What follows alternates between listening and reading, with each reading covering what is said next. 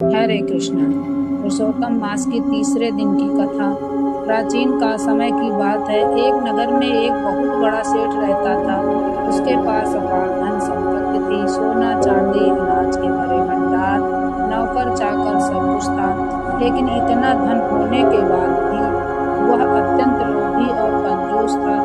वह कभी किसी को दान नहीं देता था। गरीबों को अपने द्वार से भगा देता था। उसी नगर में एक गरीब वृद्ध ब्राह्मण रहता था। वह भगवान विष्णु का परम भक्त था।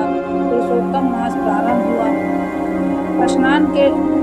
नगर के लोग स्नान दान और पूजा का कथा में लगे हुए थे। हर ओर भजन कीर्तन हो रहा था। वृद्ध ब्राह्मण प्रतिदिन लोगों को समझाता था, यह महीना भगवान विष्णु का प्रिय महीना है। इसमें किया गया दान और भक्ति कई गुना फल देता है। लेकिन सेठ हंसकर कहता, अगर दान देने से धन बढ़ता है तो सभी लोग अमीर बन जाते। एक दिन वह ब्राह्मण सेठ के घर पहुंचा।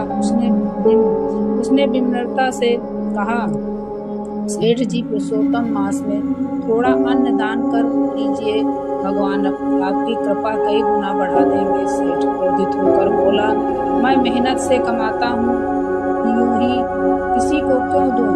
और उसने ब्राह्मण को अपमानित करके भगा दिया। वृद्ध ब्राह्मण दुखी होकर भगवान विष्णु का नाम लेते हुए चला गया। कुछ दिनों बाद सेठ के घर अजीब घटनाएं होने लगी। भंडार का अन्न सड़ने लगा, व्यापार में घाटा होने लगा, घर का सुख शांति समाप्त हो गया। सेठ बहुत परेशान रहने लगा। एक रात उसे स्वप्न में आया। स्वप्न में भगवान विष्णु प्रकट हुए। उन्होंने कहा, हे सेठ, धन का घमंड मत करो। जो धन दूसरों के काम न आए वह व्यर्थ है। तुमने मेरे भक्त का अपमान किया है, इसलिए तुम्हारे घर से सुख चला गया है। सेठ डर कर जाग उठा। अगली सुबह वह तुरंत उस वृद्ध ब्राह्मण के पास पहुंचा। उसने हाथ जोड़कर क्षमा मांगी।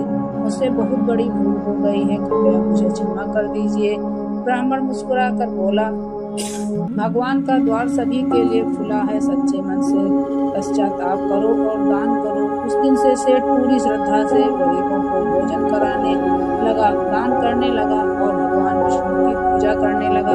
धीरे धीरे उसके घर का सुख और वैभव वापस लौट आया। अब वह समझ चुका था कि धन का वास्तविक मूल्य दूसरों की सहायता करने में है। जय श्री कृष्ण।